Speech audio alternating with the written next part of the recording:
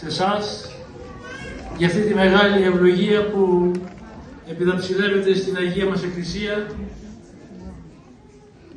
να δοξάζει το Θεό για αυτό το δώρο της ζωής που εσείς μαζί με Εκείνον προσφέρετε στο γένος μας. Θέλω να σας συγχαρώ και να σας ευχαριστήσω και πάλι και πολλάκις για τη μεγάλη αυτή δυνατότητα που δίδεται στην Αγία μας Εκκλησία να μεταλαμβαδεύει τα ζώπηρα της πίστεως και της πατρίδας σε ό,τι πιο όμορφο, σε ό,τι πιο γλυκή, σε ό,τι πιο ευγενικό μας έχει χαρίσει ο Θεός, τα παιδιά μας, που είναι το αύριό μας, η ελπίδα μας, η απαντοχή μας, ο προορισμός μας, τα πάντα. Και βέβαια πρέπει να πω ότι και εγώ ήρθα εδώ όχι για να διδάξω, αλλά για να διδαχθώ. Και διδάχθηκα τα παιδιά.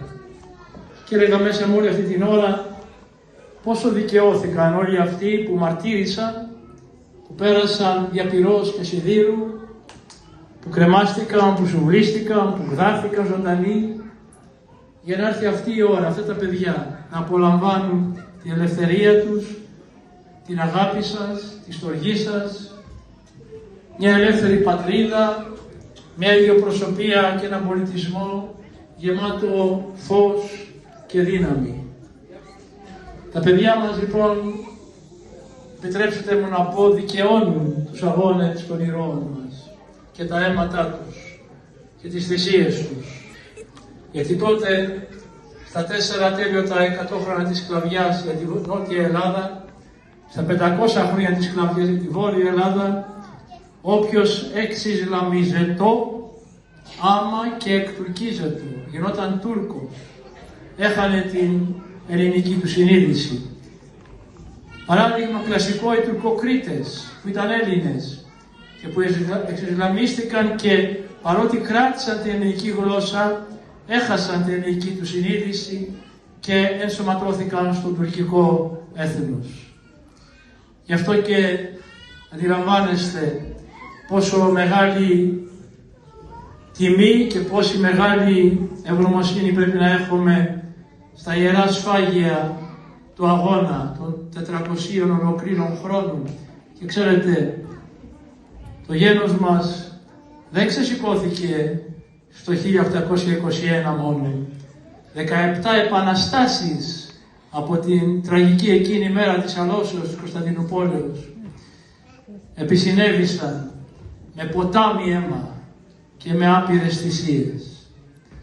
Και γι' αυτόν ακριβώς τον λόγο έχουμε χρέος ιερό να μεταλαμβαδεύουμε στα παιδιά μας, στα φιντάνια αυτά, τα βλαστάρια της ζωής μας, όλον αυτό το πλούτο του αγώνα και της θυσίας. Και βέβαια την τιμή στους ήρωες και μάρτυρες μας.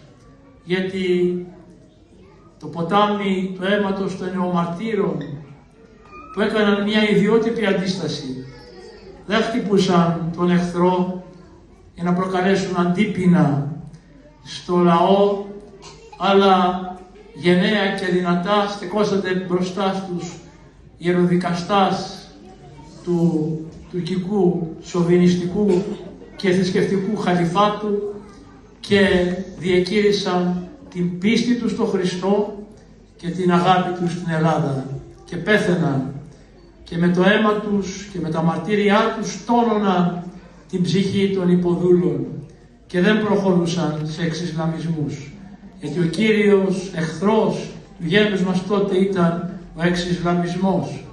Όποιος σε τούρκευε απειλάσε το αποκεφαλικό φόρο, είχε πλούτη, δόξες, ειδονές, μεγαλεία.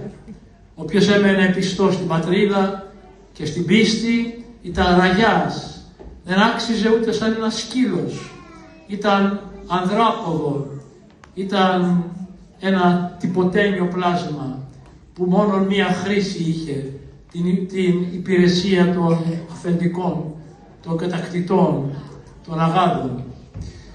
Γι' αυτό και αυτά τα πρόσωπα που τα βλέπουμε πλέον όλο και πιο σπάνια στην καθημερινότητα της ιστορικής μας ζωής, οι ήρωές μας, που όμως θα έπρεπε να είναι τα αιώνια πρότυπά μας. Γιατί σε αυτούς οφείλουμε αυτό που είμαστε και αυτό που προσπαθούμε να πραγματώσουμε στην καθημερινότητα της ζωής μας. Αυτά τα πρόσωπα λοιπόν είναι εκείνοι που καθόρισαν την πορεία του έθνους μας και διέσωσαν την ιδιοπροσωπία μας και την ταυτότητά μας.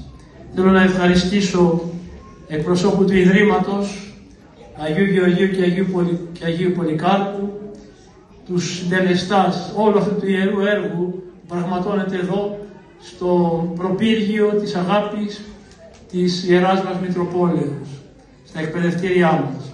Να συγχαρώ τους διευθυντάς των μονάδων, να ευχαριστήσω τον αδελφό μου συμπρεσβύτερο πατέρα Νικόλαο Βουρλάκου, τον πνευματικό σύμβουλο, τον εκπρόσωπό μου τον κύριο Δημήτρη Αρχέρη που έχει το γενικό συντονισμό, τη Γενική Διευθύντρια, την κυρία Κέλλη Κούβαρη και βέβαια όλους τους συντελεστάς, τους καθηγητάς, τους διδασκάλους, τον ψυχολόγο μας και όλους εσάς που είστε η πηγή όλων αυτών των χαρισμάτων που απολαμβάνουμε απόψε αυτή την ώρα.